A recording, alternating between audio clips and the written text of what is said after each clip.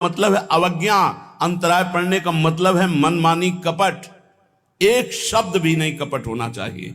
परमार्थ के पथिक में छल कपट नहीं। मोह कपट छल छिद्र न भावा।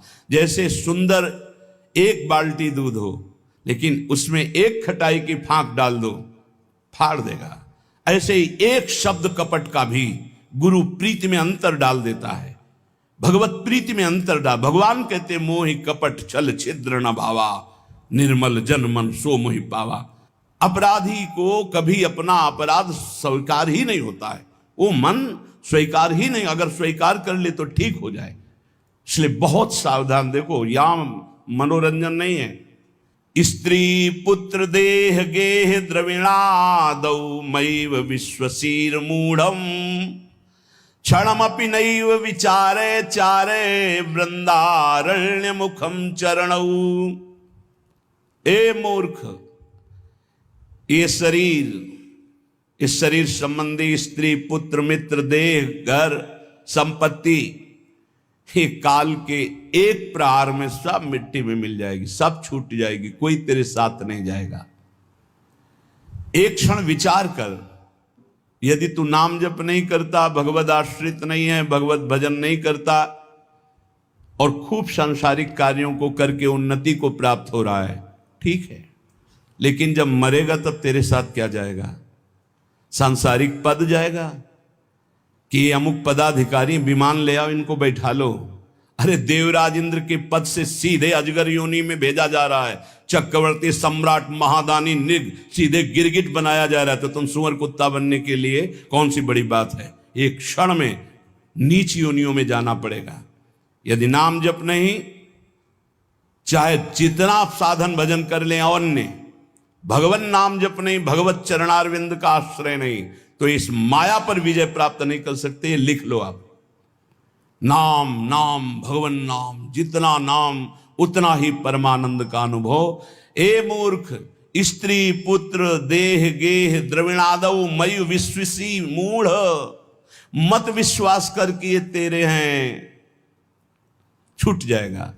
श्रुत बनितादि जानि स्वार्थ रत, ना करुणे हो सभी ते, अंत ही तो ही तजेंगे पामर, तू न तजे अब ही ते, मन पछितई है अवसर बीते, दुर्लभ देह पाए हरि पद भजू, करम वचन अरु जीते, मन पछितई है अवसर बीते। ऐ मन, तुझे पछताना पड़ेगा। ये दुर्लभ देह मिली है, भगवान का नाम जप नहीं किया तो जिन जिन से प्यार किया सब छूट जाएंगे। अंत के समय देह भी छूट जाएगी, तेरे साथ कुछ नहीं जाएगा, पछताना पड़ेगा। नाम जप ले। क्षणमपि नहीं विचार है, अब इस पर विचार करने का एक क्षण भी नहीं, अभी इसी क्षण से शुरू कर। राधा राधा राधा विचार है। वृंदारण्य मुखम चरणो, आ जाओ एक बार वृंदावन तो आ जाओ, सत्संग सुनो, जीवन बदल जाएगा। सत्संग को अपने सौभाग्य को समझो, अपने सौभाग्य समझो। सुत दाराधन लक्ष्मी पापी के घर होए, संत समागम हरि कथा तुलसी दुर्लभ दोए। अहो भाग्यम अहो भाग्यम, महाभाग्य है जो हमको रोज सत्संग कथन और श्रवण करने को मिल रहा है, प्रभु की चर्चा करने को मिल। हाँ, एक रस है जहां बोलना भी एक बंधन लगता है, ऐसा लगता है निरंतर जो चिंतन चल रहा है उससे बढ़कर क्या है। पर प्रभु वही कराते हैं जो उनकी इच्छा होती है। भाई जी से हनुमान प्रसाद पोद्दार जी जयदयाल गोयनका को लिखा, मेरे से नहीं होता संपादन, अब मेरा मन भाग रहा है एकांत क्षेत्र में बैठकर निरंतर प्रभु का चिंतन करूं। उनका नहीं, हरि की यही इच्छा है। हरि की इच्छा का अनुमोदन करना ही भजन है। वो चाहते हैं आप संपादन करो, जगत मंगल होगा, इसलिए आपको एकांत सेवन नहीं, आपको जगत मंगल के लिए संपादन। भाई जी आजीवन उसका पालन किया। प्रभु आज्ञा जेहिका जस आई, सोते ही भांति रहे सुख लाई। जैसे प्रभु रखते वैसे रहना, क्षणमपि नहीं विचारे। श्रीपाद कह रहे कि ऐसे संग के त्याग के लिए क्षण मात्र विचार नहीं करना चाहिए जहां कुसंग है। धन्य है माता, धन्य है वो पिता, धन्य है वो गुरु, धन्य है वो मित्र जो भगवत मार्ग में, अध्यात्म मार्ग में लगाएं, क्योंकि यही सार्थक है। भगवान ऋषभदेव जी अपने पुत्रों को बैठाल करके उपदेश करते हैं। वही पिता पिता है, वही माता माता है, वही गुरु गुरु है, वही शिष्य शिष्य है, जो भगवत प्राप्ति करा दे, जो भगवत प्राप्ति कर ले इस जन्म में। इसलिए तात ऋषभ सो होए, मात मंदाल सा मानो, पुत्र कपिल सो मिले, मित्र प्रहलाद ही जानो। यदि पिता हो तो भगवान ऋषभदेव जी जैसा, जो अपने पुत्रों को भगवत प्राप्ति का उपदेश करके भगवत मार्ग में लगाया। यदि माता हो तो मंदालसा जैसी, अपने पति से कहा था कि मैं शपथ खाती हूं, मेरे गर्भ में जो जीव आएगा उसको मुक्त करके छोड़ूंगी। 4 पुत्र, 3 पुत्रों को ब्रह्म ज्ञान का उपदेश करके जीवन मुक्त किया। पति ने हाथ जोड़ा और कहा, एक पुत्र मुझे राजपद पर बैठने के लिए दे दो, अगर आपने उपदेश किया तो वो भी बैरागी बनकर भगवत प्राप्त हो जाएगा। और उनका मैंने शपथ खाया कि मेरे गर्भ में जो भी जीव आएगा उसे भगवान की प्राप्ति कराऊंगी। तो उनका मेरा भी तो अधिकार है, यदि आप मां हो तो मैं पिता हूं, एक पुत्र मुझे दे दो। तो उनका ठीक है, मैं इस पुत्र को उपदेश नहीं करती हूं, पर मेरी भी शपथ की याद रखना, मैं उद्धार करके छोड़ूंगी, बोलूंगी नहीं। एक दिन बेटे को बुलाया और एक अंगूठी पहनाई और कहा, बेटा जब तुम्हारा मन खराब हो, ऐसा लगे कि संसार में कोई मेरा नहीं, तो इस अंगूठी में एक मैंने श्लोक लिख रखा है, उसको पढ़ लेना। यह श्लोक तुम्हारा परम कल्याण, हर समस्या का समाधान कर देगा। एक दिन राजकाज में जब वो राजा बन गए तो कई विपरीतताएं आती, तो सोचा ऐसी विपरीतताओं में शांति क्यों नहीं है। मैं इतना चक्रवर्ती राजा हूं, सब कुछ है, लेकिन मेरा मन क्यों अशांत है। मां ने कहा था अंगूठी खोल के देखना। जो भी अंगूठी खोला उसमें तू परमात्मा का अंश, परमात्मा स्वरूप है। ये मोहिनी माया तेरे को प्रपंच में फंसा के नष्ट कर देगी। बेटा तो निरंतर अपने आत्म स्वरूप में स्थित हो जा, बस जीवन मुक्त महापुरुष। श्री भगवत रसिक जी कह रहे हैं, अगर पिता हो तो ऋषभदेव जैसा 100 पुत्रों को भगवत प्राप्त महात्मा बनाने का उपदेश किया। माता हो तो मंदालसा जैसी, जो अपने पुत्रों को जीवन मुक्त परमहंस बना दिया। और पुत्र कपिल सो मिले, अगर पुत्र हो तो भगवान कपिल देव जी जैसा, जिन्होंने करदम ऋषि और देहूति जी को उपदेश करके परम पद में आरूढ़ कर दिया। और मित्र प्रहलाद ही जानो, अगर मित्र हो तो प्रहलाद जैसा, जो अपने मित्रों को भगवान नाम का उपदेश करके, भगवत भक्ति का उपदेश करके परम पद में आरूढ़ किया। भ्राता विदुर, भाई मिले तो विदुर जी जैसा, धृतराष्ट्र को परम पद प्राप्त करवाया। जिस समय महाराज चक्रवर्ती सम्राट पद पे युधिष्ठिर जी विराजमान हुए, भगवान की तरह सेवा करते थे धृतराष्ट्र और गांधारी की। विदुर जी आए और कहा, तुम्हें शर्म नहीं लगती इनके दिए हुए टुकड़े खाने में।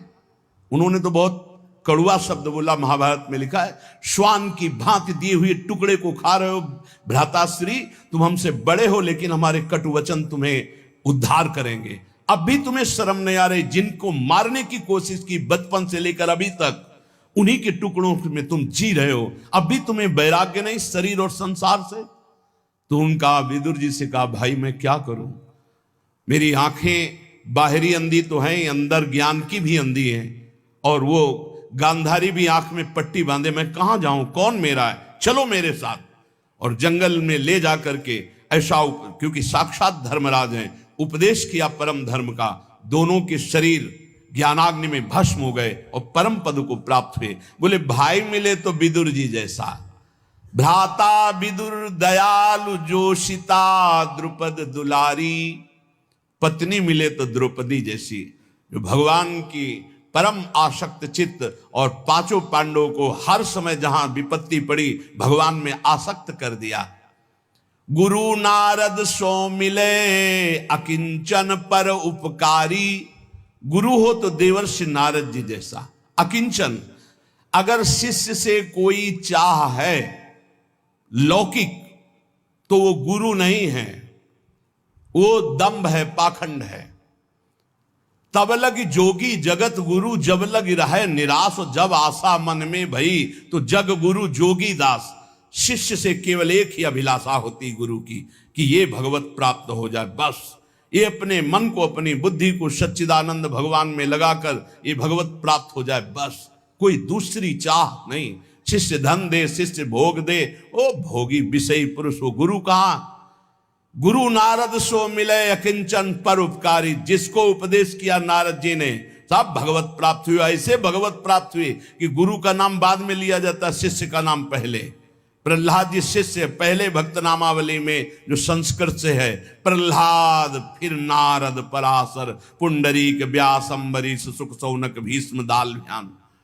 गुरु मिले नारद जी जैसा किंचन और परोपकार करने वाला। भरता नृप अम्बरीश सो। अगर पति मिले तो अम्बरीश जैसा, स्वयं भगवत सेवा आराधना में तन्मय है। रानी जी ने देखा कि महाराज अकेले भवन में सेवा करते, ठाकुर सेवा चुपचाप करने लगी। आए, नहीं, सेवा की चोरी मत करो। तुम्हें अगर सेवा में रुचि है तो ठाकुर जी विराजमान करो, मैं व्यवस्था करता हूं।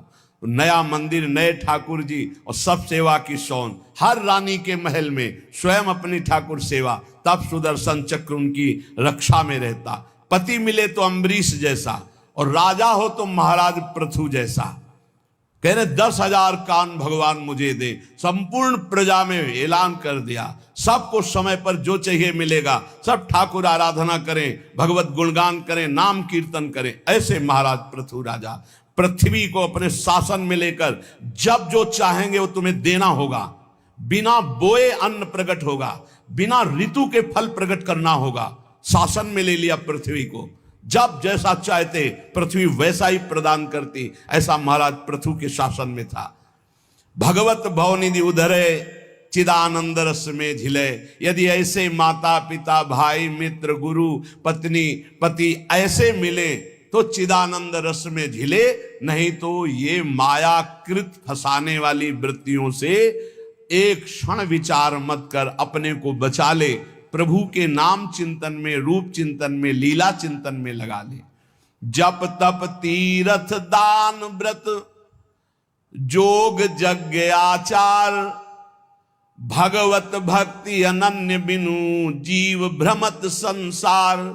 ध्यान से सुन लो, प्रश्नकर्ता जन प्रश्न करते रहते, मैं ये दान करता हूं, मैं ये तीर्थ यातन करता हूं, मेरा अगला जन्म होगा कि नहीं होगा। तो सुन लो, मंत्रानुष्ठान नियत समय वाला। भाई 4 घंटे मंत्रानुष्ठान कर लिया, 20 घंटे खाली है। 20 घंटे में जब आप मरोगे तो जो चिंतन होगा वही गति प्राप्त होगी। ये 4 घंटे का भजन आपको अगले जन्म में उत्थान करेगा, लेकिन भगवत प्राप्ति नहीं।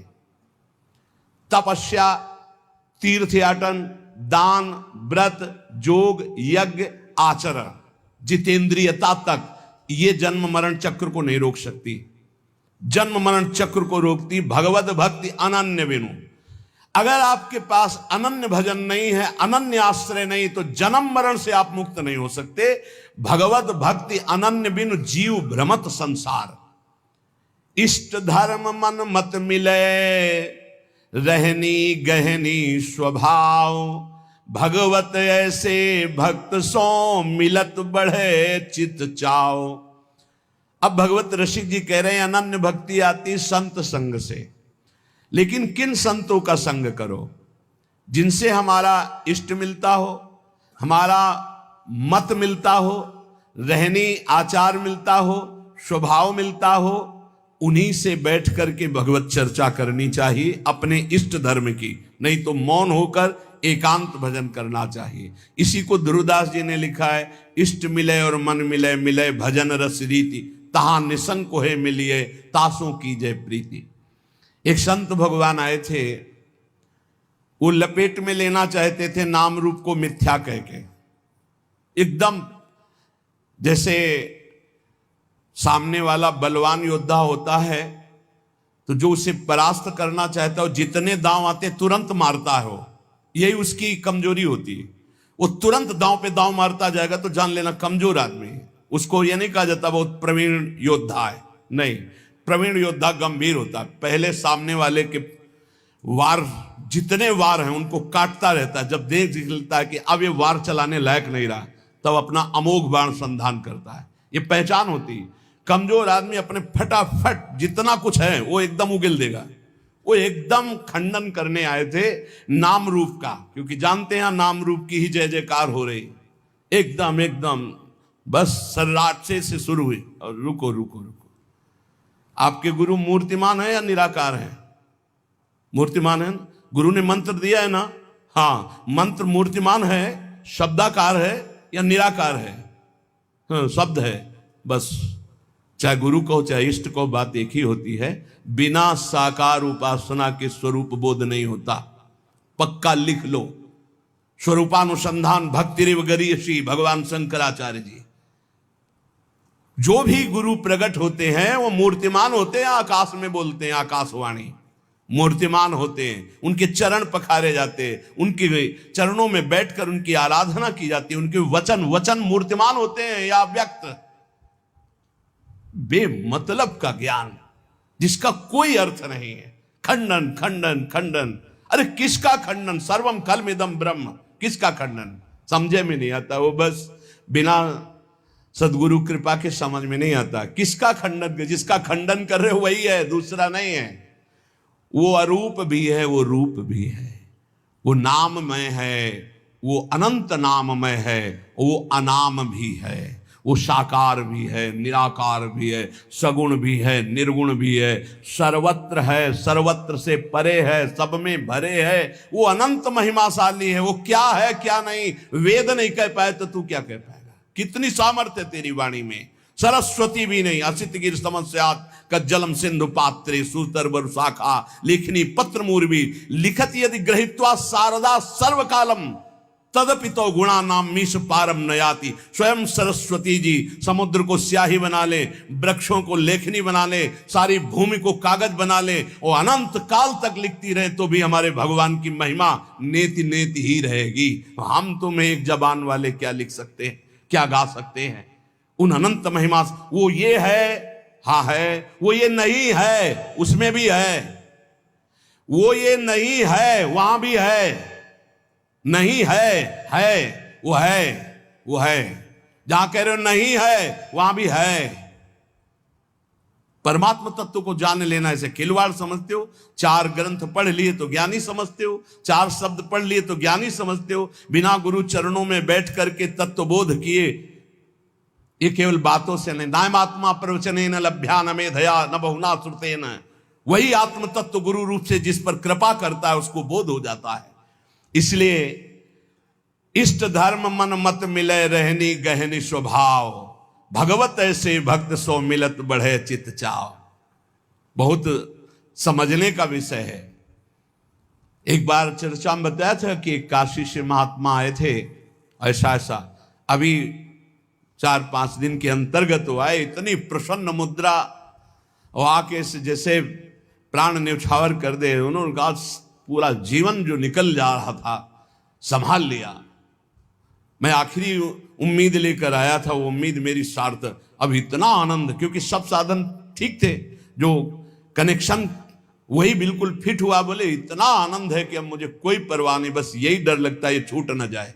तो ये डर बना रहे कि ये छूट न जाए। यही डर ही डर हरिवंश हित जिनो भ्रमय गुण सलिल पर जी नामन मंगल लोक त्यों सुहरि पद भजन विलंब कर।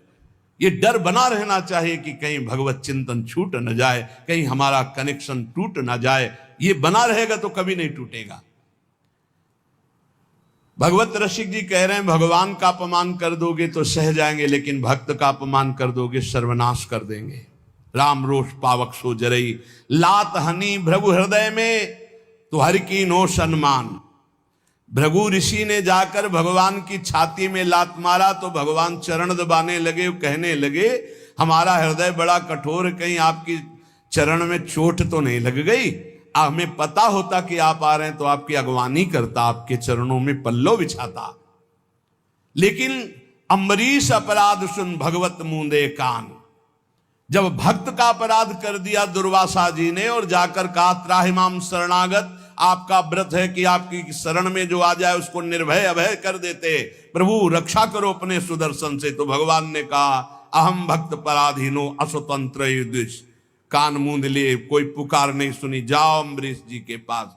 इसलिए भगवान के अपराध बन जाने पर भगवान क्षमा कर देंगे, लेकिन भक्त का अपराध बन जाए तो भगवान कान मूंद लेते हैं, क्षमा नहीं करते। भोगना पड़ता है, या भक्त क्षमा कर दे या फिर भोगना पड़ेगा। बेदनि खोवे बैद सो गुरु गोविंद मिलाप, भूख भजे भोजन सोई भगवत और खिलाप। वैद्य वही है जो रोग मिटा दे, गुरु वही है जो गोविंद से मिला दे। गोविंद कहीं दूर नहीं है, बस तुम्हारे और गोविंद के बीच में एक थोड़ा सा अंतर है, दर्पण जैसा। दर्पण हटा दो तो दो नहीं रहेंगे। जब मैं था तब हरि नहीं, और अब हरि हैं मैं नाय। बस दर्पण हटा, दो खत्म, गोविंद मिल गए। वही गुरु कह रहे हैं तुम्हारे अहंकार का नाश। वो देहाभिमान ही वो दर्पण है जिसमें मैं मेरा तय तेरा भासता है। गुरु उसी को नष्ट करते हैं। अगर उनकी कसावट में कस गए तो अहंकार नष्ट हो जाएगा, भगवत प्राप्त हो जाओगे, नहीं तो फिसल जाओगे, माया में बह जाओगे। बोले गुरु वही जो गोविंद से मिला दे, शिष्य वही जो गुरु का वरण करे गोविंद के लिए। लेकिन बहुत अंगुलियों में गिने जा सकते हैं शिष्य जो गोविंद की प्राप्ति के लिए, नहीं तो गोविंद की माया की मौज में जीने के लिए।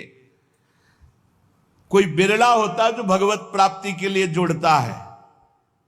पक्का समझना, धन्यवाद है जिन्होंने जीवन की धारा मोड़ दी भगवान की प्राप्ति के लिए।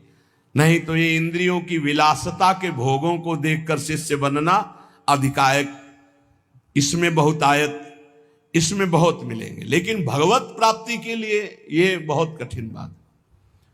जो भगवत प्राप्ति के लिए शिष्य निश्चित गुरु की कृपा से गोविंद मिलेंगे, क्योंकि वो आज्ञा पालन करेगा। लाखों चाहे हो, दृष्टि उसी पे जमेगी जो भजन करता है। ऐसे दृष्टि जाती है, दृष्टि वहीं रुकेगी जो भजन करता है। हाँ ये मेरा है। भजन नहीं करते तो नाटक को, पाखंड को मेरा नहीं कहा जाता, दंभ को मेरा नहीं। आप लाख रोइए, आंसुओं में दम उसी में होगी जो सत्य आंसू होंगे, नहीं तो नहीं दम होगी। वो आंसू घसीट नहीं सकते। और आप रोइए या ना रोइए, आप सत्य मार्ग में चल रहे हैं, आंख से आंख मिलते ही हृदय से लगने लगता है ये अपना है, बस हो गया। कोई संत अपना कह दे तो भगवान उसे गले लगा लेते हैं। कागा कोयल हंस बग गुबरीला मदपान, भगवत बरन समान दो किया पृथक पहचान।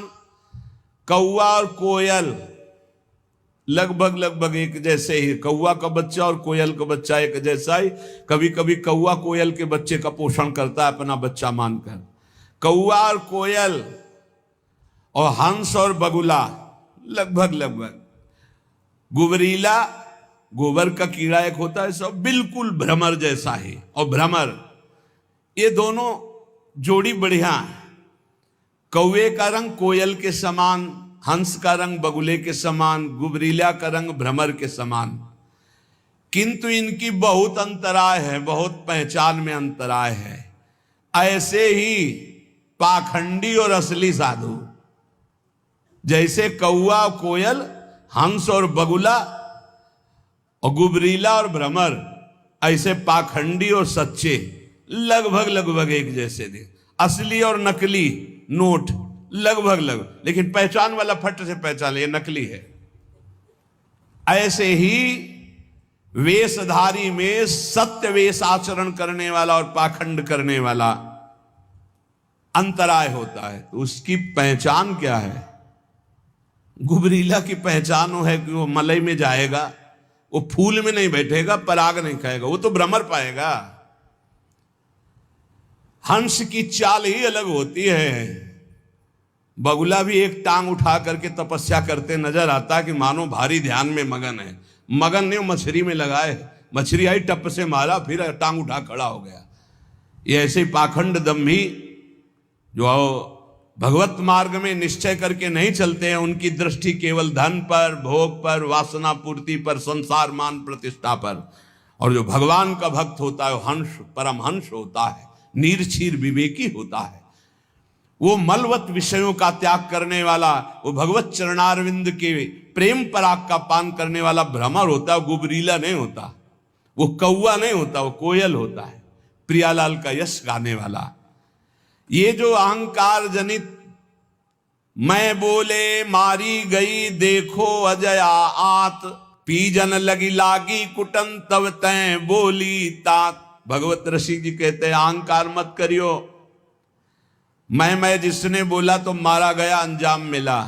मैं विद्वान, मैं धर्मात्मा, मैं। इसलिए मैं का त्याग करके, मैं के साथ कोई भी अगर शब्द नहीं तो शुद्ध ब्रह्म में है, ध्यान रखना। और जहां कुछ भी लगा, मैं विद्यावान, मैं धनवान, मैं कुलवान, मैं रूपवान, मैं ज्ञानी, मैं भजनानंदी, मैं, मारा जाएगा। ये माया रौंद देगी पक्का। किसी को नहीं रखा, गरुण महाज्ञानी गुण राशि, उनको भी भ्रम पैदा कर दिया, औरों की तो बात जाले दो। और जब मैं मिटता है तो तू ही तू रहता है। इसलिए धन का, यौवन का, सत्ता का, शक्ति का, बुद्धिमत्ता का अहंकार मत कर। अहंकार मिटा दे इसी जन्म में तो तेरी ज्ञान की आंखें खुल जाएंगी, तो जीवन मुक्त हो जाएगा। अभिमान रहते हुए किसी को ना भक्ति मिली है ना ज्ञान मिला है। इसलिए उपासक भगवत प्रेमी महात्माओं का संग करके स्त्री पुत्र देह गे द्रविणादो मयु विश्वशीर मूढ़ अय मूढ़, इन पर तसल्ली मत कर कि मेरे पास बहुत सुंदर सब भोग सामग्री है, एक क्षण में छूट जाएगी। भगवत प्राप्ति का उपाय कर ले। संत वचन। महापुरुषों ने जगत मंगल के लिए सदैव शास्त्रों के वचनों को साक्षात्कार करके बोला है। एक होता है किताबी ज्ञान पढ़ लिख के बोलना, एक होता है जो पढ़ा उसी को जीवन में अनुभव किया। ये अनुभव किया हुआ ज्ञान। ये जो लोग प्रश्न करते हैं कि मैं अपने परिवार का पोषण करता हूं, धन कमाता हूं, बेटी बेटा पढ़ाता लिखाता हूं, इनके ब्याह करता हूं, भजन नहीं करता हूं, तो कोई पाप भी नहीं करता, तो मुझे नरक क्यों मिलेगा? ध्यान से सुनिए।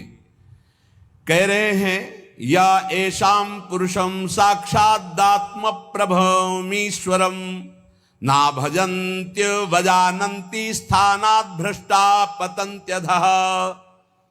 चाहे वो 4 वर्णों में किसी वर्ण वाला हो, 4 आश्रमों में किसी आश्रम वाला हो, वर्ण और आश्रम में रहने वाले हर व्यक्ति का कर्तव्य है भजन करना।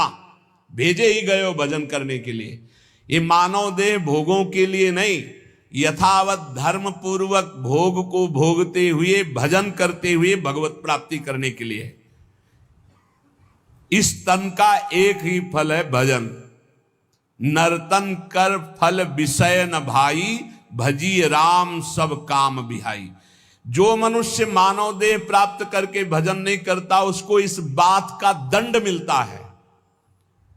वो अपने वर्ण आश्रम से भ्रष्ट होकर नीच योनियों में जाता है और बहुत कष्ट पाता है। क्यों? क्योंकि एक ही ये योनि है जिससे हम निकल पाएंगे 84 लाख योनियों में।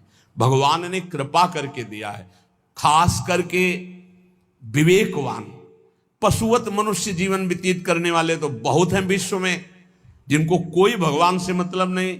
थोड़ा कुछ धार्मिक हुए तो नरक स्वर्ग तक की बात है। जीवन मुक्ति या भगवत साक्षात्कार ये तो बातें ही नहीं मिलेंगी। अगर कहीं मिलेंगी तो किसी भारत के ब्रह्म ऋषि का बीज बोया हुआ है तभी मिलेंगी, ये अन्यत्र नहीं है। जीवन मुक्त होना, तत्वबोध और भगवत प्रेम, भगवत साक्षात्कार, ये केवल भारत की भूमि के ब्रह्म ऋषियों ने अनुभव किया। अन्यत्र तो बस स्वर्ग और नरक, इन्हीं की चर्चा मिलेगी। अगर कहीं है तो किसी भारत के ब्रह्म ऋषि का बीज बोया हुआ है वहां, अन्यथा नहीं है। बड़े भाग्य हैं कि इस पावन भूमि में जन्म लेकर हम भजन करके भगवत प्राप्ति करते हैं। लोगों की मान्यता है हमारी कामना भगवान तो पूर्ण नहीं करते। कहां भगवान, कैसा भगवान, कौन भगवान? बाप को बाप नहीं मानोगे तो बाप को कुछ बिगड़ जाएगा क्या? सब मम प्री सब मम उपजाए। कैसे लोग अज्ञान में भटक रहे। तुम करो पापाचरण, तुम्हारी बात सुनेंगे। अच्छा यही सोचो, हमारे भारत का प्रधानमंत्री है, हर प्रयास करता है, कोई भी बने अपनी बुद्धि से प्रयास करता है भारत उज्जवल हो। यदि सत्य मार्ग का पथिक है, वो अपने कर्तव्य को समझता है तो ही सोचेगा भारत उज्जवल भविष्य वाला बने, भारत धनाढ्य बने, भारत एक बलवान देश बने, भारत की हर प्रजा सुखी रहे। इसके बाद उसी का बनाया हुआ कानून है। अगर इसके विपरीत ऐसा करता है कोई तो उसको इतनी सजा, उसको ये दंड, उसको ये दंड। ऐसे ही भगवान का विधान है। यदि आप धर्म मार्ग में चलोगे तो उज्जवल भविष्य वाले, आप अध्यात्म बल से बलवान, आप परमानंद की प्राप्ति करने वाले। आप विपरीत मार्ग में धर्म विरुद्ध चलोगे तो आपको रोग, शोक, दंड, चिंता, भय, शोक, नरक, मृत्यु ये सब प्राप्त होंगे। भगवान ने निर्णय कर दिया।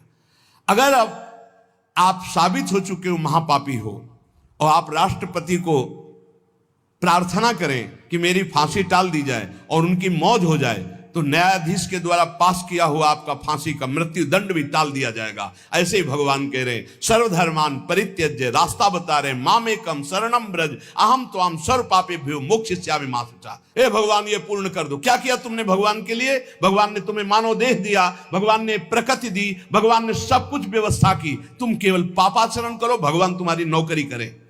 तुम भगवान के अंश हो, भगवान ने तुम्हें देह दिया, भगवान ने प्रकृति दिया, तुम भगवान के लिए क्या कर रहे हो? तुम हमारी समाज के लिए जो भगवान ने रचा है उसके लिए क्या कर रहे हो? अपनी वासनाओं की पूर्ति। तो दंड नहीं भोगोगे और क्या भोगोगे? तुम्हारे गाली देने से भगवान कोई छोटे हो जाएंगे? तुम्हारे थूकने से आकाश गंदा हो जाएगा? तुम कर सकते हो तो सिर्फ अपना बुरा कर सकते हो और कुछ नहीं कर सकते। लिख लो हमारी बात। अगर कुछ भी मंगल हो रहा है तो भगवान के बनाए विधान से मंगल हो रहा है। संत समागम, हरि कथा, नाम जप, भगवत आराधना, ये उनकी कृपा से हो रहा है। तुम कर सकते हो तो शब्द लिख लो, केवल अपना बुरा कर सकते हो, वही बुरा कर रहा है। भगवान को गाली दे रहा है, भगवान को नहीं मान रहा, नास्तिकता बढ़ रही, मनमानी भगवान ने मेरा कर्जा नहीं, कर्जा लेते समय भगवान से पूछा था? कर्जा लेते समय भगवान से विनय की थी? धर्म से चला है तू? भगवान की आज्ञा का पालन कर रहा है तू? अरे भगवान तो सबके पिता हैं, परम उदार हैं। गाली देने वाले को भी प्रकृति से नहीं रोकते कि इसको श्वास मत लेने देना, ये मुझे गाली देता है। नहीं, अच्छी ऑक्सीजन देते हैं, पानी देते हैं, भोजन देते हैं। उसके लिए पृथ्वी फट नहीं जाती है, उसको भी पृथ्वी अपनी गोद में रखती है जो भगवान को गाली दे। कैसे नीच बुद्धि वाले अपना काम बनाने के लिए आए हो और अपना काम बिगाड़ रहे हो। जिनसे काम बनना है उन्हीं में नास्तिकता कर रहे हो। कौन है आधार यहां इस जगत का? वही सर्वाधार परमात्मा। तुम अंधे हो, दिखाई नहीं दे रहा? ये सूर्य किसके बल से तेजवान है? ये वायु किसके बल से चलती है? किसके बल से पृथ्वी? आप देखो किसके आदेश से हो रहा है। एक जरा सा झटका आता है, प्रांत का प्रांत चकनाचूर हो जाते हैं। वो सामर्थ्यशाली भगवान है। तुम्हारे कुछ कहने से होगा? चींटी की तरह पिस जाओगे। उसकी शक्तियां अनंत हैं। होश में अगर जीवन को मंगलमय सार्थक बनाना है तो एकमात्र भगवान की शरण है। और अगर कुछ भी और करोगे तो अपने को बर्बाद करोगे, सिर्फ बर्बाद करोगे, सिर्फ विनाश करोगे अपना, और कुछ मंगल नहीं कर सकते। भगवान का आश्रय ले लो, वो बहुत करुणामय है। ये जो पुरुष चारों वर्ण या चारों आश्रम में है, यदि भजन नहीं करते तो इस बात का दंड मिलेगा कि मानव देह तुम्हें मिला है भगवत प्राप्ति के लिए। देखो, बोले भला पिता अपना बालक का अहित चाहता है? हाँ चाहता है। एक पिता के पुत्र ने किसी नाबालिग का बलात्कार करके उसको मार डाला। उससे वो समाचार वाला पूछता है कि आप अपने ऐसे पुत्र के लिए क्या बोलेंगे? तो बोले यही बोलूंगा कि जल्दी से गिरफ्तार किया जाए और उसको फांसी की सजा दी जाए। मेरे बालक ने ऐसा अपवित्र कार्य किया, मैं कभी देखना नहीं चाहूंगा कि वो मेरे सामने आवे, उसको जल्दी से जल्दी पकड़ा जाए और ये जब एक साधारण पिता ऐसा बोल सकता है तो असाधारण पिता जो धर्म के विरुद्ध चलेगा, तिनकर काल रूप में भ्राता, वो भगवान साक्षात धर्म स्वरूप है। कोई धर्मात्मा पिता नहीं चाहेगा कि उसका पिता अपवित्र कार्य करे और उसे गले से लगाए। फिर भी मेरे भगवान कह रहे हैं, अहम तो हम सर्व पापेभ्यो मोक्षयिष्यामि मा शुचा अपि चेत्सु दुराचारो भजते माम अनन्य भाग। महादुराचारी भी हो तो आ जाए कह के कि प्रभु मैं आपका हूं, आपके सिवा कोई मुझे नहीं बचा सकता, तो मैं तुम्हें साधुरेव सम्मंतव्य सम्यक व्यवसिता हिस्सा, मैं तुम्हें साधु बनाऊं। फिर भी भगवान को कैसे शब्दों से बोलते, कोई भगवान नहीं, मन मानी आचरण करो, पता चल जाएगा भगवान है कि नहीं। अंतिम समय तक तो पता चल जाए। एक डॉक्टर बोले थे हमसे, जब गंगा किनारे भ्रमण करते थे, बहुत अमेरिका से पढ़ के आए थे, मार विज्ञान छांटते चले जाए, कौन भगवान, कैसा भगवान, क्या। अब गंगा किनारे तो एक अलग रहनी थी, उदासीन, ना बोलना किसी से। तो उनसे कहा नहीं, ऐसा अपमान मत करो, भगवान अब कैसे हम तुम्हें छाती चीर के दिखावें कि हैं, हम ऐसे जी रहे हैं, ये साधु महात्मा ऐसे जी रहे हैं, केवल हवा में जी रहे हैं, नर्क स्वर्ग की चाल नहीं। लेकिन छाती से कहता हूं, हृदय से कहता हूं, त्रुटि हमारी, करुणा उनकी। अगर कहीं भी हमें कुछ भी असंतोष हुआ है तो मेरे आचरण का, मेरे विचार का, मेरी क्रियाओं का हुआ है, और उनकी कृपा का वार पार नहीं। अपार करुणा करुणालय। और मिलना, तुम बहुत दूर हो हमसे, तुम दूर हो, लेकिन मेरे प्रिया प्रीतम मेरे से दूर नहीं। अब वो कोई ऐसी दूरबीन नहीं कि मैं तुम्हें दिखा सकूं कि देखो। ये हम कोई प्रमाण तुमसे नमस्कार नहीं चाहने के लिए कह रहे, ये इसलिए कह रहे कि प्रभु कितना प्यार करते, तुम्हें कैसे बताऊं। हजारों प्राण हो तो न्यौछावर कर दे, ऐसा प्यार करते हो। ऐसे नहीं को स्वप्न में आके प्यार करते हो, भाव में आके प्यार करते हैं। जैसी भावना करोगे वैसे ही तुम्हें अनुभव कराएंगे। वो है, प्रत्येक कण में है, प्रत्येक क्षण में वो मेरे साथ है। ऐसा बिल्कुल माइक से कह रहा हो, आचार्य बल से, गुरु बल से, कि विश्वास करो, वो केवल ध्यान का विषय नहीं है, वो केवल भजन का विषय नहीं है। वो मित्र की तरह मिलते हैं, वो संभाषण करते हैं, वो साथ खेलते हैं। पर ये बात वही देख सकता है जो उन तक पहुंच चुका है, जो उनके चिंतन में तन्मय है। अन्यथा ये मायाकृत नेत्रों से बात नहीं देखी जा सकती। इसलिए उसका पतन निश्चित है जो मनुष्य शरीर पाकर के भजन नहीं करता है। भगवान ने केवल भजन के लिए दिया है। दुष्यंता पर कायेषु स्वात्मानम हरिमीश्वरम मृतके सानुबंधेस्मिन बद्ध स्नेहा पतंत्यधः। भाई शरीर का अभिमान मत करो, ये मरा ही मरा, अभी मरा या कल मरा, मरा ही है पक्का। मृत्यु प्रतिपल साथ है। ये शरीर मृत शरीर समझो, कब छूट जाए कुछ पता नहीं। इसके संबंधी भी छूट जाएंगे। इस शरीर से प्रेम गांठ करने का मतलब है नरक यात्रा तय करना। इसलिए इससे ज्यादा प्यार मत करो। इसे खूब कई बार हमने प्रार्थना की साधकों से कि शरीर को ऐसा समझो जैसे कंजूस मालिक बेईमान नौकर से काम लेता है, ऐसे ले इससे। इसको छूट दे दी तो ये पूरी की पूरी जिंदगी बर्बाद कर दे। इसे बेईमान जैसे नौकर ना हो। ईमानदार नौकर अपने आप काम करता है, ये अपने आप नहीं करेगा। बेईमान नौकर जो आराम करना चाहता है, लगाओ काम में 4 घंटे, 124 घंटे में 20 घंटे इसको संसारिक काम, साधना के काम, भजन कार्य, आनंद समेट लो। यहां कमाने आए हो, यहां कोई तुम्हारा घर नहीं, कोई मकान नहीं, कोई दोस्त नहीं, कोई परिवार नहीं। ये परदेश है स्टेशन जैसा। तुम्हारी टिकट कटी, भागे, पूछोगे भी नहीं कि ये पत्नी तुम कैसे रहोगे, ये बच्चों तुम कैसे रहोगे। नहीं, चले गए, दोबारा कभी देखने को नहीं मिलेगा। न तुमको वो, न वो तुम्हें, कभी नहीं मिलेगा। ये ऐसा माया का जादू का खेल, सत्ता ही खत्म हो जाती। इसलिए हे भाई, इस शरीर में रहने वाले अपने स्वरूप को जान लो और किसी से भी द्रोह मत करो। वो मूर्ख हैं जो इस अपने शरीर को तो अमर मानते हैं, दूसरे शरीरों को मारकर खाते हैं मांस। देख लो, ये ऋषि मुनियों की वाणी है। आत्मस्वरूप को पहचान लो, वही आत्मा चीटी में, वही सर्वत्र भगवान है। वो मूर्ख हैं जो अपने शरीर को आत्मा मानकर पोषण करते हैं, दूसरे शरीरों की हत्या करके उनका मांस खाते हैं। बोले हम हत्या नहीं करते, हम तो दुकान से ले आते हैं, तो बराबर फल मिलता है। कर्ता, प्रेरक, अनुमोदन, तीनों को बराबर पाप मिलता है। एक जो काट रहा है, एक जो खरीद के ला रहा है, और एक जो बनाकर पका करके खा रहा है, खवा रहा है। तीनों को नरक बराबर दंड मिलेगा। कर्ता प्रेरक अनुमोदन। ये कैवल्यम संप्राप्ता ये चातातिश्च मूढ़ताम त्रैवर्गिका क्षणिका आत्मानं घातयन्ति ते। जो लोग ये भगवत प्रदत्त शरीर प्राप्त करके कैवल्य परम पद प्राप्त नहीं कर लेते और ज्ञान बघाड़ते रहते हैं, वो पूरे ज्ञानी भी नहीं हैं और पूरे मूर्ख भी नहीं है। उनकी बड़ी दुर्दशा होती, ना इधर के रहते ना उधर के रहते, मजरे ढो। सदैव वो अर्थ काम वासना इन्हीं में फंसे रहते हैं। एक क्षण के लिए उनको चैन शांति नहीं मिलती। जो मनुष्य शरीर पाकर अपना उद्धार नहीं कर लेता, वो अपने पैरों में मानो अपने हाथ से कुल्हाड़ी मारकर काट रहा है, वो आत्मघाती है, वो दुर्गति को प्राप्त होता है। एत आत्महनो अशांता अज्ञाने ज्ञान मानिनः सीदंत्य कृत कृत्या वही कालध्वस्त मनोरथा। ऐसे जो ज्ञान बगाड़ते रहते हैं और ब्रह्म बोध नहीं किया, निरंतर भजन नहीं करते, इनको आत्मघाती कहते हैं। जानते हैं पर मानते नहीं हैं। ये इन आत्मघातियों को कभी शांति प्राप्त नहीं होती, इनकी कर्म परंपरा कभी नष्ट नहीं होती। काल भगवान सदा सर्वदा इनके मनोरथों पर पानी फेरते रहते, हृदय की जलन विषाद कभी मिटने को नहीं होती। इसलिए हित्वात्यायास रचिता गृहापत्य सुहृच्छ्रियः तमो विशन्त्य निच्छन्तो वासुदेव परांगमुखा। वासुदेव भगवान श्री कृष्ण के चरणों का आश्रय ले लो, उनसे विमुख मत हो।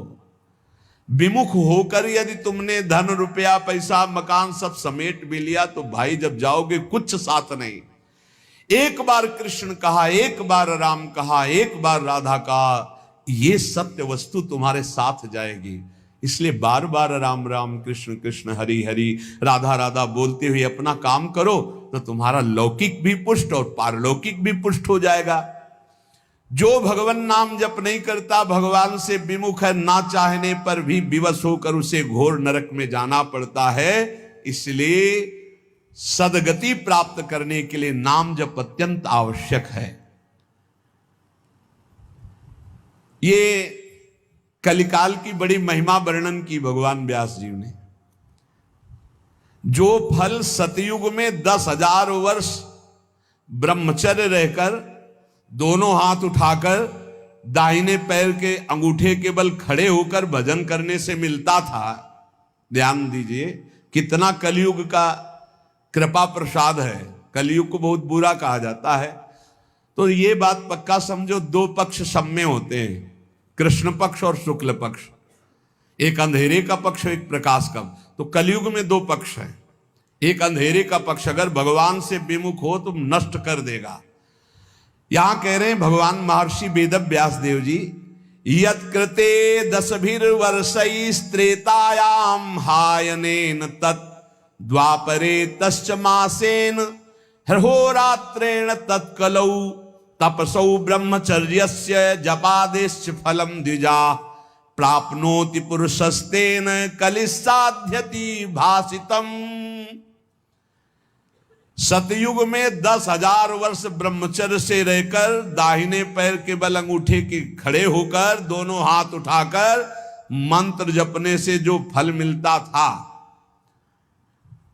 वह त्रेता में 1 वर्ष ऐसी साधना, द्वापर में 1 मास 1 महीने, और कलयुग में 24 घंटे नाम कीर्तन करने से वो फल प्राप्त हो जाता है। सतयुग में 10,000 वर्ष तक, सोचो कितना बड़ा। कलयुग जैसा कलयुग समयुग आन नहीं, जो मन कर विश्वास, जो नर कर विश्वास। बहुत बड़ा लाभ कलयुग। 24 घंटे नाम कीर्तन से वो फल मिलेगा, जो बड़ी बड़ी तपस्याओं से, बड़ी बड़ी साधनाओं से। बोले सतयुग बहुत श्रेष्ठ है, द्वापर त्रेता बहुत श्रेष्ठ है। हमें लगता कलयुग बहुत श्रेष्ठ है। धन्य है कलयुग जो 24 घंटे नाम कीर्तन से वो हजारों वर्ष की तपस्या का फल प्राप्त करा दे। भगवान व्यासदेव जी कहते हैं मैं कलयुग की पूजा करता हूं, मैं उसे सर्वश्रेष्ठ कहा कि सतयुग में ध्यान, त्रेता में यज्ञ, द्वापर में देवार्चन, ध्यायन कृते यजन यज्ञ त्रेतायाम द्वापरेर्चयन, यदाप्नोति तदाप्नोति कलौ संकीर्त केशवम। जो सतयुग में ध्यान से, त्रेता में यज्ञ से, द्वापर में पूजा करने से मिलता था, कलयुग में केवल नाम कीर्तन से फल मिल जाता है। इसीलिए नाम संकीर्तनम यस्य सर्व पाप प्रणाशनम। कलयुग में सबसे बड़ी साधना नाम जप करो, नाम कीर्तन करो, लीला चरित्र गाओ, लीला चरित्र सुनो। जो इस कलयुग में अपना कल्याण नहीं कर पाया तो फिर और युग में कल्याण करना बड़ा कठिन। अंगूठे के बल खड़े होके देखो, कई मिनट खड़े रहोगे। ऐसे उपमन्यु आदि बड़े बड़े महात्माओं के चरित्र आते हैं, हजार हजार वर्ष, 10-10 हजार वर्ष ऐसे। अरे यही सौभरी ऋषि यमुना में डुबकी लगा के भजन करके देखो, कई मिनट करोगे। जल को स्तंभित कर दिया, समाधिस्थ। ऐसे ऐसे महात्मा, अपने लोग महात्मा कहते हैं अपने को। डुबकी लगा के 2 मिनट नहीं रुक सकते नीचे, वो समाधिस्थ हैं। मछली को देख के 50 ब्याह करते हो, तुम मोबाइल में देख के क्या करोगे, तुम्हारे हो क्या होगा। इसीलिए बहुत होश में, कलयुग में बहुत महानता है भगवत प्राप्ति की, बहुत सुविधा है भगवत प्राप्ति की। होश में हो जाओ तो, पर ये होश रहने नहीं देता। ये किसके होश उड़ाता है, इसका प्रवेश कहां है, बता चुके कई बार। मदिरा पान करने वाला, मांस खाने वाला, पराई स्त्री से व्यभिचार करने वाला, और स्वर्ण चोरी करने वाला, जुआ खेलने वाला, छल, झूठ, कपट, रजोगुण, ये सब इसके स्थान है। नाम जप करो, पवित्र भगवत प्रसाद पाओ। कहां कलयुग है, आनंद ही आनंद। बोलो यहां कितनी देर कलयुग लगा तुम्हारे ऊपर, आनंद ही आनंद है। कलयुग समझुग आन नहीं, जो नर कर विश्वास, गाय राम गुण गण विमल, भवबिन तरह प्रयास। कितना बड़े कलयुग, केवल नाम आधारा, कोई बात और हो ना हो, राधा राधा राधा, पार हो गए। सुखस्यांतरम दुखम, दुखस्यांतरम सुखम, पर्यायेणोपसर्पन्ते नरम नेमि मरा इव। भाई जैसे रात के बाद दिन आता है, दिन के बाद रात आती है, ऐसे तुम सुख में हो तो दुख आने वाला है, तैयार हो जाओ।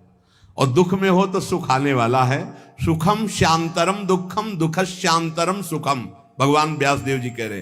ये पक्का तुम्हारे पूरे जीवन क्रम लगा रहेगा, क्योंकि तुम्हारा प्रारब्ध रच चुका है। सुख के बाद दुख, दुख के बाद सुख, ऐसा चलेगा। ये चक्र की तरह चलता रहता है। इसलिए तुम सुख में भूलो नहीं और दुख में प्रभु को भूलो नहीं। नाम जप निरंतर करो तो सुख दुख से परे हो जाओगे। जातस्य नियतो मृत्यु पतनम च तथोन्नते, विप्रयोगावसानस्तु संयोगा संचयः क्षयः, विज्ञायना बुधा शोकम न हर्षमुपयान्ति ये, तेषामेवेतरे चेष्टाम शिक्षन्ता सन्ति तादृशा। हे भाई मेरी बात सत्य मान लीजिए। जातस्य नियतो मृत्यु, तुम्हारा शरीर जन्म लिया है ना, मरेगा पक्का। कल एकांतिक में एक भाई से पूछा, प्रश्न कर रहे थे, भाई तुम्हें कभी आता है कि मरोगे? बोले नहीं, हमारा सत्संग सुनना रोज मिलेगा ये आपको। सत्संग में एक बार तो रोज आएगा कि तुम मरोगे, नहीं आएगा? रोज आता है।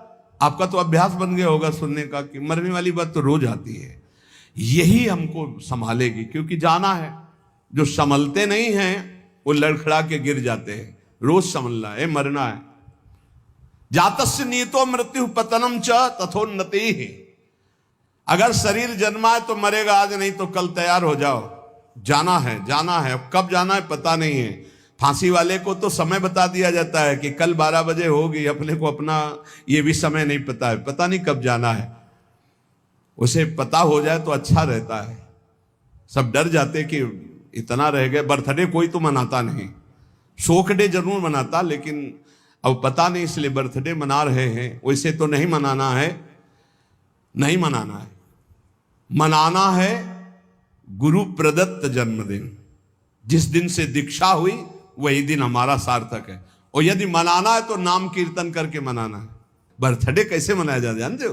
प्रिया प्रीतम को विराजमान करो, श्रृंगार करो, ब्याहुला करो और रात भर कीर्तन करो और खूब सबको पकवान पवाओ और जय जयकार लगाओ। हम कह रहे रोज बर्थडे मनाओ, बहुत बढ़िया है भैया।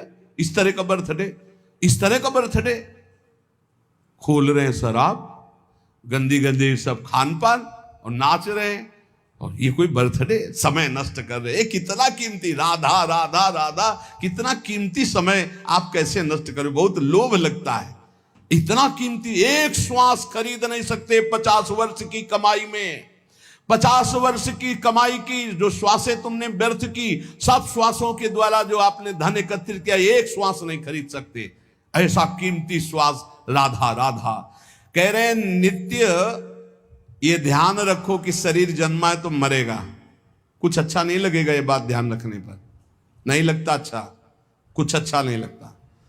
बस यही लगता है कि एकांत हो जाए, कितना भजन कर ले, बस यही सार्थक है जीवन की सार्थकता। नाम जप कर लो, मरना है यार, कोई साथ नहीं जाने वाला। और आपको अनुभव की बात बता रहे, सब अपने लिए तुमसे प्यार करते, तुम्हारे लिए कोई प्यार नहीं करते। किसी ने हमसे कहा कि आपको तो बहुत लोग प्यार करते हैं। हम कहा आपकी नजर में, हमारी नजर में नहीं। वो कहा क्यों, आपको ऐसा क्यों नहीं लगता? हम कहा हमें इसलिए नहीं लगता कि सब अपने लिए हमें प्यार करते हैं। हमारे लिए तो प्रिया जो प्यार करते हैं, सिर्फ प्रिया जो, वो हमारे लिए प्यार करती है। सब अपने लिए, हमारे लिए नहीं। हमारे लिए तो प्यार करते तो पहले भी प्यार होता ना, नहीं हुआ। हमारे लिए तो प्रिया जो पहले भी प्यार करती थी, अब भी प्यार करती है, और वो करती ही रहेंगी क्योंकि उनका स्वभाव है ऐसा। संसार का प्यार भगवत समर्पण करने के लिए हमें मिल रहा है। आपका प्यार लिया प्रियाजू के चरणों में समर्पित, हमारे लिए नहीं, हमारी प्रियाजू के लिए। हमारे लिए प्यार सिर्फ हमारी प्रियाजू का है। आप प्यार करते हैं प्रियाजू के लिए, आप प्यार करते हैं, उस प्यार को प्रियाजू के चरणों में हम चढ़ाते हैं। वो प्यार मेरे लिए नहीं, वो प्रियाजू के लिए, जिससे आपको प्रियाजू कृपा करके प्यार करें, आपका दुख नाश करके परम सुख प्रदान करें। तो हे भाई, जिसका जन्म हुआ उसकी मृत्यु निश्चित है, और जिसकी आज उन्नति है कल उसकी मृत्यु, उसका विनाश, उसका पतन, यही खेल है मृत्यु लोक का। ये बात परसों सत्संग में कही थी। पहले ये नहीं था और बाद में भी ये नहीं रहेगा। हे अर्जुन, ये बीच में दिखाई दे रहा है, इसलिए इस पर विश्वास नहीं। कभी भी उन्नति को उन्नति रूप में स्थायी कहीं नहीं पाया गया, वो अवनति में आई। कभी भी अवनति सदैव अवनति नहीं बनी रहती, वो उन्नति को प्राप्त होती। ये चक्र चल रहा है, इसलिए अभिमान मत करो, फूलो मत, निरंतर भजन परायण रहो। मोहाद अधर्मः या कृत्वा पुनः समनुत्तप्यते, मना समाधि संयुक्तो नशा सेवते दुष्कृतम। ये जो मोहवश अपने शरीर को अविनाशी मान करके पापाचरण करते हैं, ये सच्चे हृदय से प्रायश्चित कर ले, नहीं तो नष्ट हो जाएंगे। हर पाप बम की तरह जमा हो रहा है तुम्हारा, जब फूटेगा ना बिल्कुल नष्ट कर देगा, किसी काम का नहीं रखेगा। जो जो तुम जान रहे हो कि पाप हो रहे हैं, इनका फटाफट प्रायश्चित कर लो। पाठ के द्वारा, भजन के द्वारा, संत महापुरुषों की सलाह के द्वारा उनको नष्ट कर दो। नहीं, वो जब वृक्ष रूप हो जाएंगे तब फिर तुम नष्ट नहीं कर पाओगे। एकाग्रता पूर्वक देखो तुमसे कौन कौन पाप हो रहे हैं, वर्तमान में कौन कौन पाप हुए हैं, उन पापों का क्या प्रायश्चित है, उनका प्रायश्चित कर लो। यथा यथा मनस्तस्य दुष्कृतम कर्म गर्हते, तथा तथा शरीरम तु तेना धर्मेण मुच्यते। जैसे जैसे आप जलोगे अंदर से, अरे कैसे पाप हो गया, कैसे हटे, हे भगवान मैं बहुत परेशान हूं, ये नीच मन मुझे बहुत जला रहा, रो लिया, पाप नष्ट हो गया। ड्रामा ने, असलियत में जैसे जैसे तुम उस पाप कर्म की निंदा करोगे अंदर से, धिक्कार है, धिक्कार है, कैसे हो गया मेरे से, प्रभु कैसे हो गया, नाथ मुझे बचाओ, ये अंदर जलोगे तो कह रहे हैं वो पाप कर्म नष्ट होना प्रारंभ हो गया। त्यों तुम्हारा शरीर निर्मल होना शुरू हो जाएगा। और यदि प्रायश्चित नहीं किया तो शरीर दंड मिलेगा। इसीलिए जैसे कोई तुम्हारी निंदा कर रहा है, कोई तुम्हारा अपमान कर रहा है, तुम्हारा मन जल रहा, सह लो, तुम्हारे पाप नष्ट कर रहा है वो। बड़ी कृपा है उसकी हमारे ऊपर कि बिना शारीरिक दंड के वो मन को जला करके हमारे पापों को भस्म कर देता है। यदि आपने प्रायश्चित नहीं किया, आपने पाठ जप तप के द्वारा पाप को नष्ट नहीं किया, तो वो दंड देगा। एक और उपाय बता रहे हैं, यदि विप्रा कथयते विप्राणाम धर्मवादिनाम ततो अधर्म कृतान क्षिप्रम अपराधात प्रमुच्यते। यदि ब्रह्म ऋषि कोई महात्मा, एक तो सुनेंगे ही नहीं, और यदि वो आपकी बातें सुन लें कि आप उनसे कह दें कि मैंने ये पाप किया है, अब इसका क्या प्रायश्चित है, यदि वो कह दे जाओ ऐसा कर लो, तो उसी कृत्य से आपका सारा पाप नष्ट हो जाएगा। अगर वो ये कहते हैं अरे कुछ नहीं करना, सब ठीक हो जाएगा, जाओ, बिना कुछ किए सारे पाप नष्ट हो जाएंगे। इतनी महिमा गुरुदेव की, ब्रह्म ऋषियों की। यदि विप्राह कथयते विप्राणाम धर्मवादिनाम ततो अधर्म कृतात विप्र अपराधात प्रमुच्यते। वो अपराध रहित हो जाएगा। अगर वो कह दे जाओ जाओ, अच्छा कुछ नहीं, सब ठीक हो जाएगा, बिल्कुल उसका कोई प्रायश्चित नहीं करना पड़ेगा और कोई कर्म वो दंड नहीं देगा, पर दोबारा नहीं होना चाहिए। एक ध्यान रखिए, क्षमा उसी का होता है जो पुनः नहीं करता हो। अगर पुनः करता है तो फिर वो मिल जाता है। प्राण यात्रा निमित्तम च व्यंगरे भुक्तवज्जने काले प्रशस्त वर्णानाम भिक्षार्थी पर्यटेत गृहान। विरक्त उपासक को चाहिए कि अपने जीवन यापन के लिए केवल उतनी ही भिक्षा ग्रहण करे जिससे पेट पोषण हो जाए, बस।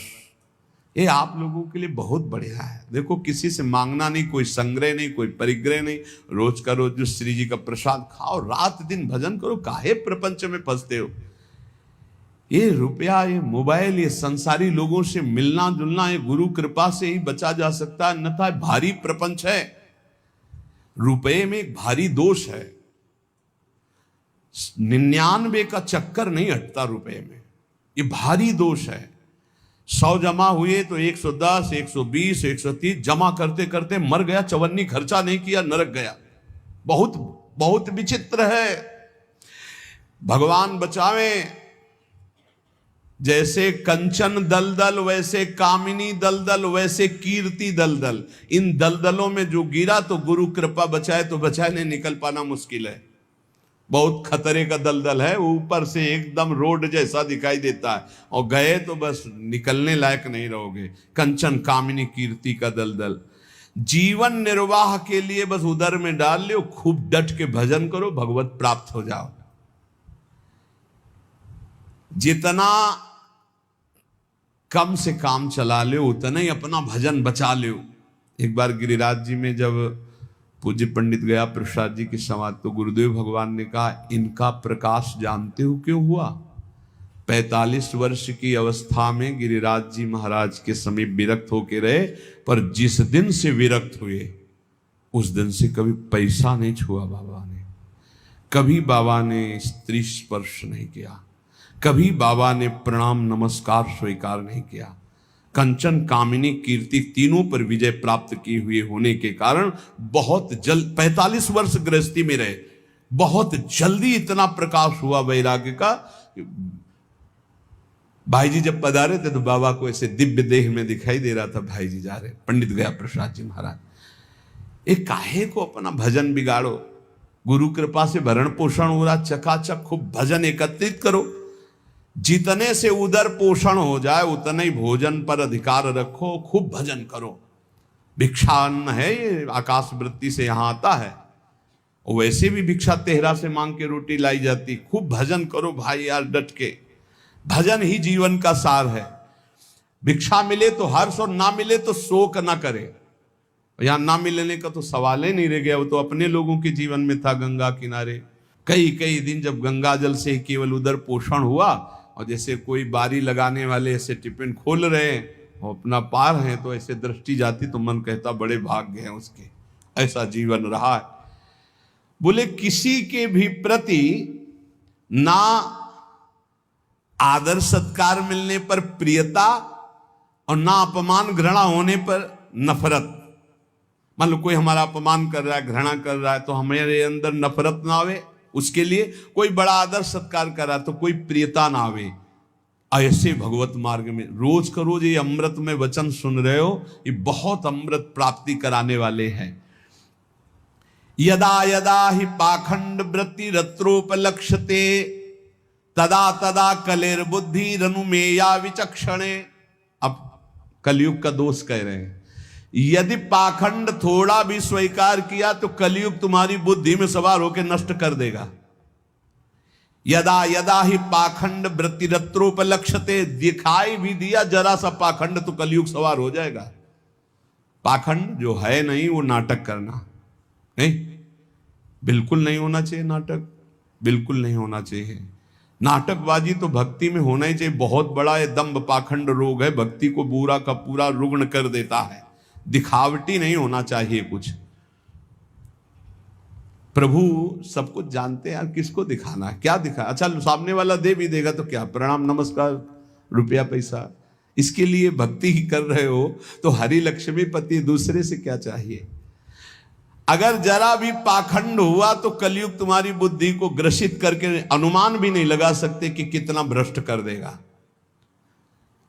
यदा यदा सताम हानिर्वेद मार्गानुसारिणाम तदा तदा कलेर्वृद्धि रनुमेया विचक्षणई। जब जब तुम वैदिक मार्ग का उल्लंघन करोगे,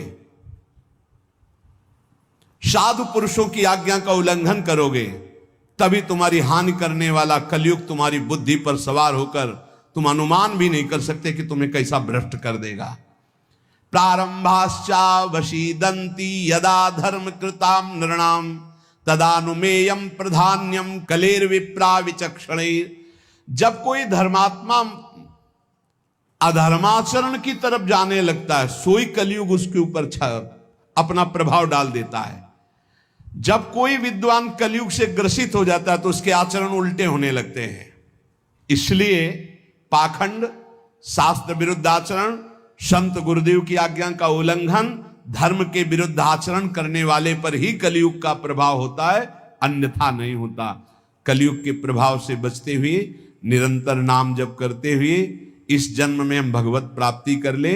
कुछ कमियां सब में होती हैं, वो भगवत साक्षात्कार में ही पूर्ण होती है। जहां भगवत साक्षात्कार हुआ उन कमियों का नाश हो जाता है। इसलिए उपासक को हर कदम जिन जिन कमियों को जानता जाए उनको छोड़ते हुए आगे तन्मयता पूर्वक बढ़े। हमारे दो पक्ष हैं, एक है हम और हमारे गुरुदेव, और एक है हमारी इंद्रियां और मन, माया।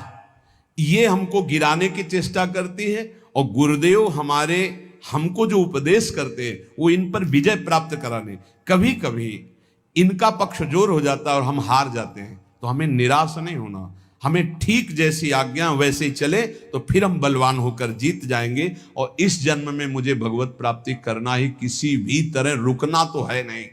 हम चाहे जितना कीचड़ में सन जाए, हमें रुकना नहीं, हमें चलना ही चलना है। क्योंकि ये शरीर छूटा तो अब और किसी शरीर में भगवत भजन बने ऐसी कोई संभावना नहीं। बड़ा डर लगता है। अब इस शरीर से भजन करके भगवत प्राप्ति करना ही है। इसलिए सबसे प्रार्थना है, भजन का तात्पर्य है नाम जप, राधा राधा राधा। कोई पैसा नहीं लगता, कोई मेहनत नहीं, धीरे धीरे जबान हिलाओ, राधा राधा राधा, अपना कार्य करते रहो। इसी से भगवत प्राप्ति हो जाएगी।